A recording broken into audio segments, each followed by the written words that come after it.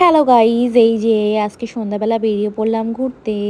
একটু শপিং করব। শপিং বলতে জামা কাপড় শপিং না, একটু কিছু বাকি আছে। ভেবেছিলাম চুলে কিছু ট্রিটমেন্ট করব, তারপরে ভাবলাম যে পকেট খুলে টাকা নেই।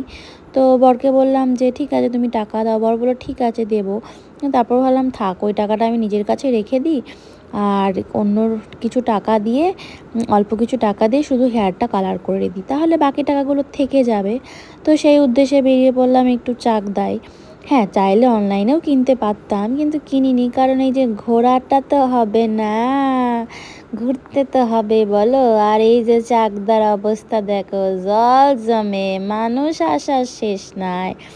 আমাগো মতন পাবলিকগুলোই আসে এই বৃষ্টিতে। এই যে একটু ঢং করে নিলাম। আমার বরের কোনো জামাই পছন্দ হয় না, কোথাও গেলেই কনফিউজে থাকে। এই যে এগুলো কিনে নিলাম, সাজুগুজু করব। তারপরে এই গলারটা নিয়েছি বরের ঘাড় মটকে। কেমন হয়েছে বলো তোমরা? এই দেখো।